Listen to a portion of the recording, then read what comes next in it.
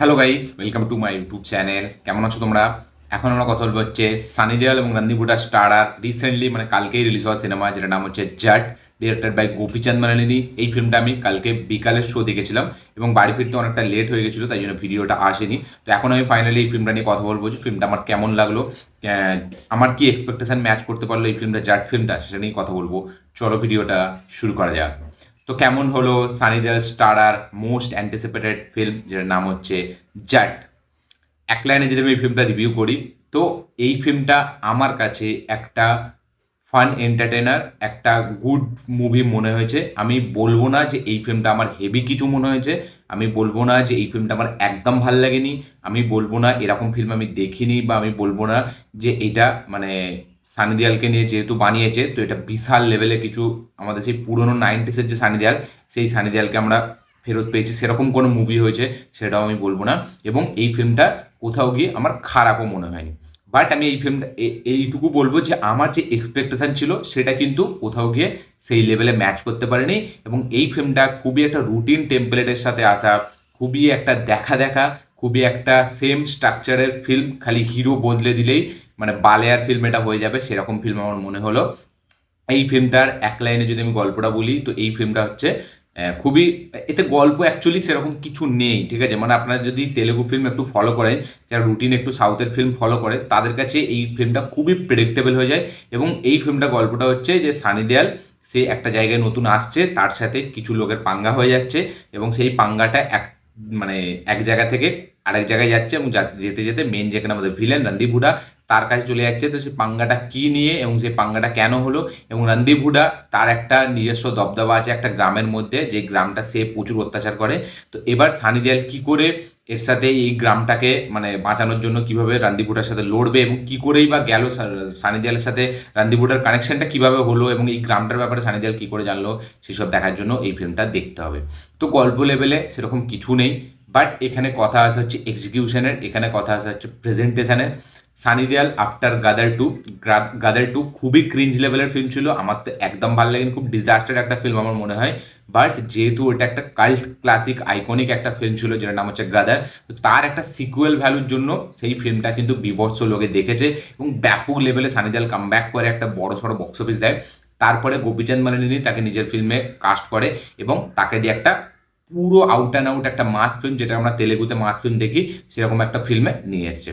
এবার যখন জাটের first teaser আসে, আমি তো দেখে বিভৎস লেভেলে এক্সাইটেড ছিলাম, এবং দেখে আমি জাস্ট ফিল্মটা কবে রিলিজ হবে সেই জন্য ওয়েট করছিলাম, কারণ সানি দেওলের ফিল্ম দেখে আমরা বড় হয়েছি, এবং সানি দেওলের আজও ওই ফিল্মগুলোর কথা মনে পড়ে।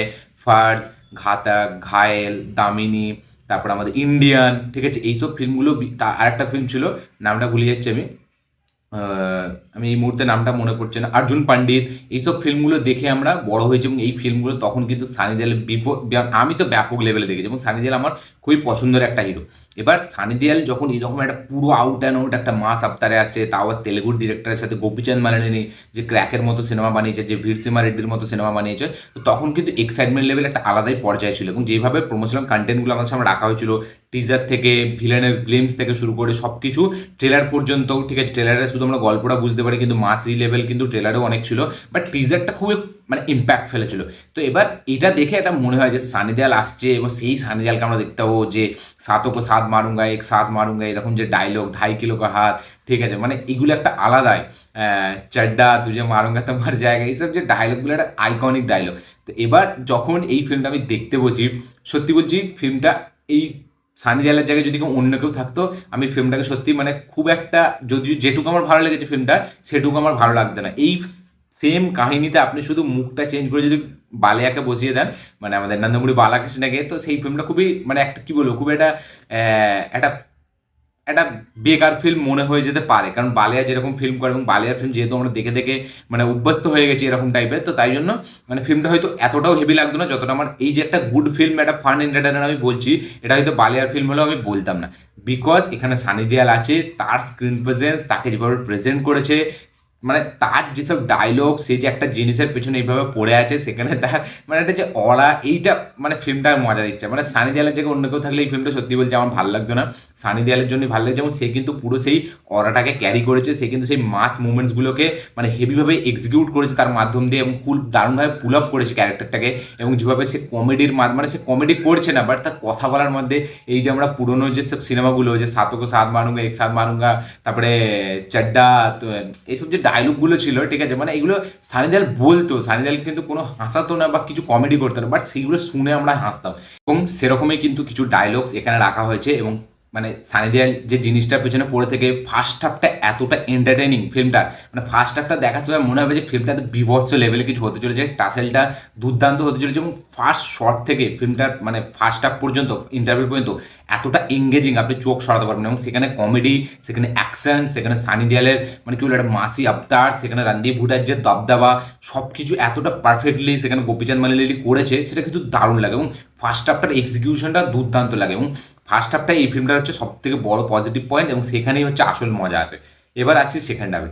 সেকেন্ড হাফে ফিল্মটা পুরোপুরি যে একটা তেলেগুর একটা রুটিন যে টেমপ্লেটে বেস্ট হওয়া ফিল্ম, যে একটা গ্রাম আছে, সেখানে অত্যাচার হচ্ছে, বাইরে থেকে একটা লোক আসছে, সে কোনোভাবে এর সাথে জড়িয়ে যাচ্ছে, এবং সে বিশাল পাওয়ারফুল, মানে সে কী বলে, সে কাউকে ভয় পায় না, সে বিভৎস লেভেলে মানে তার সাহস, ঠিক আছে, সে একাই সবার সাথে লড়ে যাবে, সে গুন্ডাদেরকে মারবে এবং ওই গ্রামটাকে বাঁচাবে এই খারাপ লোকের হাত থেকে। তো পুরো same to same copy paste এখানেও আমরা দেখতে পাই, যে একটা গ্রামের এরকম সানি দেওয়াল আসছে, জড়িয়ে যাচ্ছে এবং সে বাঁচাচ্ছে। এবার রণদীপ হুডাকে যাকে এত বিল্ড আপ দেওয়া হয়েছে হেভিভাবে, ঠিক আছে, সেই বিল্ড আপটা না যখন যে পে অফটা আসছে লাস্টে, সেটা কিন্তু আমাদের খুব একটা হেভি মজা দিচ্ছে না। এটা হচ্ছে সব থেকে বড় নেগেটিভ পয়েন্ট, যে রণদীপ হুডাকে এখানে হিরোর থেকেও বেশি পাওয়ারফুল দেখিয়েছে। এবং তার যে একটা ভিলেনিয়াস যে আবতার, ঠিক আছে, তাকে যেভাবে ন্যারেশনের মাধ্যমে আমাদের সামনে রাখা হচ্ছে, সেই ক্যারেক্টারটাকে যেভাবে বিল্ড আপ দিয়েছে, সেই ক্যারেক্টারটা যেভাবে তৈরি করেছে, বাট একটা টাইমের পর সেই ক্যারেক্টারটা সেই ভ্যালুটা মনে যাচ্ছে না, যে এত বড় একটা পাওয়ারফুল ব্যক্তি যার নাম শুনে সবাই কাঁপছে, সে এতটা ইজিভাবে মানে তাকে সানি দেওয়াল মেরে দিল। এবং সে তার মানে কি বলবো, সে একটা সিনে আছে, তার পাওয়ারটা মনে হচ্ছে, আবার সে একটা সিনে মনে হচ্ছে তার কিছু নেই, যখন সানি দেওয়াল তার সামনে আসছে সেই পাওয়ারটা তার সামনে মনে হচ্ছে না। তো এখানে হিরো ভিলেনের টাসেলটা ঠিকভাবে জমাতে পারেনি। মানে এখানে রণদীপ হুডা ভার্সেস সানি দেওয়াল দেখার জন্য আমরা বেশি এক্সাইটেড ছিলাম, এবং প্রথম হাফটা পর্যন্ত তাও রণদীপ হুডা সেই এটাকে করে ফেলে, বাট শেষ পর্যন্ত না সেই ক্যারেক্টার যে একটা ভিলেন, স্ট্রং ভিলেন, যে শেষ পর্যন্ত কাঁপিয়ে যাবে, সেরকম কিন্তু ভিলেন এখানে রণদীপ হুডাকে মানে যে একটা করে তুলতে পারেনি, যেটা আমার মনে হয় আর একটা নেগেটিভ পয়েন্ট। থার্ড হচ্ছে এখানে বিজিএম এর মানে বিজিএম এর অভাব। এখানে থামান ব্যাকগ্রাউন্ড মিউজিকটা এমন দিয়েছে না, খুব মনে হয় আটকে আটকে আছে। মানে যেখানে যে ফার্স্ট হাফে যেসব অ্যাকশন সিনসগুলো, ওখানে যদি সত্যি বলছি এটা মানে এটা অনিরুদ্ধকে দেওয়া হতো না, যা বিজিএম দিত ভাই, এখানে সত্যি বলছি দুর্দান্ত মজা লাগতো। মানে বিজিএমটা যেন খুলে আসছে না, বিজিএমটা খুব আটকে দিচ্ছে সিনগুলোকে, খুব মানে নিচে নামিয়ে দিচ্ছে, এলিভেট করছে না সিনগুলোকে। কারণ ওইখানে যেরকমভাবে সানি দেওয়াল অ্যাকশন করছে, বা একটা পুলিশ স্টেশনের সিন আছে সেখানটায়, ওইটা ওই সিনেমাটার মানে হাইলাইট সিন, ওই যে পুলিশ স্টেশনের সিনটা, সেখানে বিজিএম এর কাজের খুব অভাব মনে হয়। থামানের বিজিএম এর কাজ এই ফিল্মটা সত্যি বলছি একদম পোষায়নি আমার। এবং বিজিএম আর একটা নেগেটিভ পয়েন্ট এই ফিল্মটা, যে ফিল্ম মানে যেটা ফিল্মটাকে এলিভেট করতে পারেনি। আমি সত্যি বলছি, সিওর শট বলছি, এখানে যদি অনিরুদ্ধকে দেওয়া হতো এই মিউজিকটা করতে, যা এলিভেশন সিনস দিত না, মানে ফিল্ম মানে কি বলবো, জেলার যেরকম রজনীকান্ত বলেছিল যে জেলাটা খুব অ্যাভারেজ ফিল্ম ছিল, বাট জেলার কিন্তু আউট অ্যান্ড আউট মাসি সিনেমা নয়। সেখানে কিন্তু কথাবার্তার মাধ্যমে দিয়ে রজনীকান্তের সোয়াগের মাধ্যমে দিয়ে ফিল্মটাকে পুল আপ করে, জেলার কিন্তু একটা জাটের মতো ফুল আউট অ্যান্ড আউট মাসালা ফিল্ম নয়। বাট সেখানে অনিরুদ্ধ শুধু মিউজিকের মাধ্যমে দিয়ে যা করে দিচ্ছে, বা একটা বিচটা যদি আমি বলি মিউজিকের মাধ্যমে দিয়ে যা করে দিচ্ছে এখানে অনিরুদ্ধ, বা মাস্টারের কথা বলি, সেখানে এখানে কিন্তু থামান সেটা এত সুন্দর সুযোগ থাকা সত্ত্বেও সেটা করতে পারছে না। এখানে বিজিএম এর বিশাল অভাব মনে হয়, যে মানে এই ফিল্মটা থামানের যেরকম বিজিএম ডিমান্ড করছিল, সেরকম থামান বিজিএম দিতেই পারেনি। এই ফিল্মটাই দরকার ছিল একটা স্ট্রং বিজিএম, যেখানে সানি দেওয়াল ওইভাবে ডায়লগ দিচ্ছে, ওইভাবে অ্যাকশন করছে, দুর্দান্ত লাগে। সানি দেওয়ালকে অন স্ক্রিন দেখে যা মজা লাগছিল ভাই, সত্যি বলছি জাস্ট পয়সা উসুল মনে হচ্ছিল। ফিল্মটা সেকেন্ড হাফটা যদি একটু ফার্স্ট হাফের মতো করে দিত, এই ফিল্মটা কিন্তু একটা হেভি ফিল্ম হতে পারতো। এই ফিল্মটা খুবই একটা রুটিন একটা টেমপ্লেটের সাথে আসা ফিল্ম, খুবই একটা মানে অ্যাভারেজ ওয়ান টাইম ওয়াচ একটা ফিল্ম। আমি ওয়ান টাইম ওয়াচ বলতে কি, মানে ওয়ান টাইম ওয়াচ টিভিতে আপনি এই ফিল্মটা কিন্তু অনেকবার দেখবেন, যখন আসবে না টিভিতে, যদি খেতে খেতে আপনি ফিল্ম দেখেন, তাহলে ফার্স্ট হাফটা বিশাল লেভেলে আপনি এনজয় করবেন।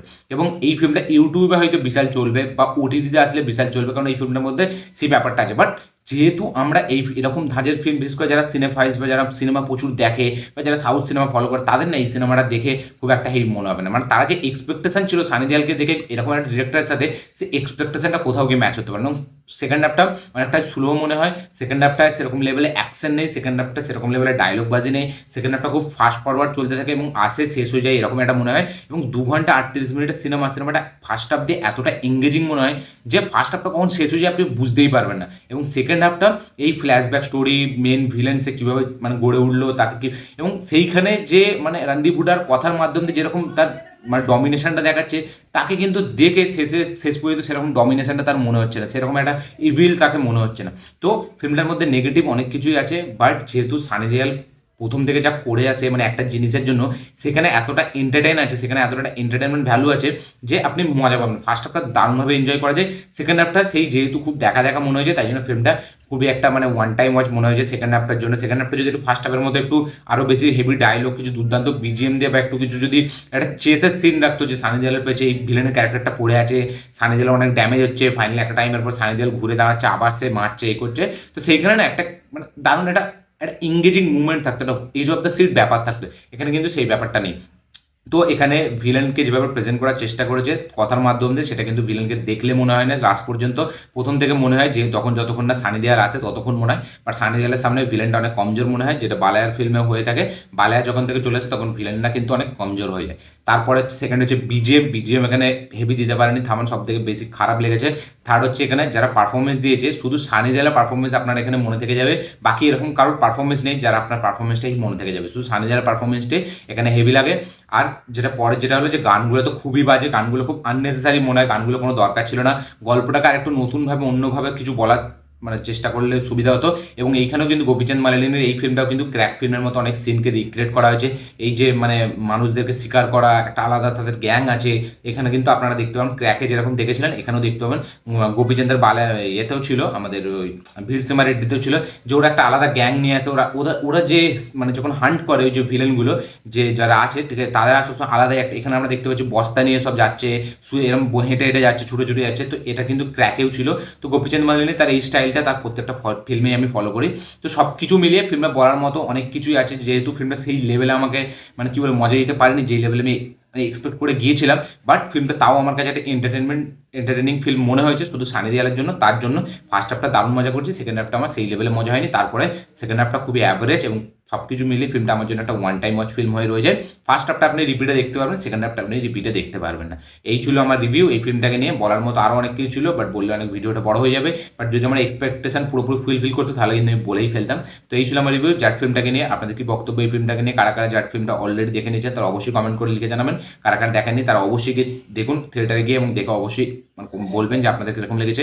এবং এই ফিল্মটা কিন্তু সত্যি বলছি থিয়েটারে এক্সপিরিয়েন্স করা দরকার। এই ফিল্মটার যে মজাটা সেটা আপনার ফোনে দেখলে আরও ফিকা হয়ে যাবে, যেহেতু থামানের ব্যাকগ্রাউন্ড মিউজিক এখানে একদম কাজ করেনি, বাট এখানে সানি দেওয়ালের স্ক্রিন প্রেজেন্সের জন্য এই ফিল্মটা যখন বিগ স্ক্রিনে দেখবেন ওই অ্যাকশন সিনসগুলো দারুণভাবে আপনি মজা দেবেন। তো কিছু কিছু সিনস আছে যেগুলো কিন্তু সত্যি রিপিট ভ্যালু আছে, বাট ওভারঅল ফিল্মটা সেই লেভেলে যেতে পারেনি, কারণ গল্প নতুন কিছু নেই, পারফরমেন্স সেরকম সানি দেওয়াল বাদে কারোর হেভি নয়, বিজিএম এখানে ভালো নয়, বা এখানে ক্লাইম্যাক্সটা আমি যদি বলি খুব ওয়ান সাইডেড হয়ে গেছে।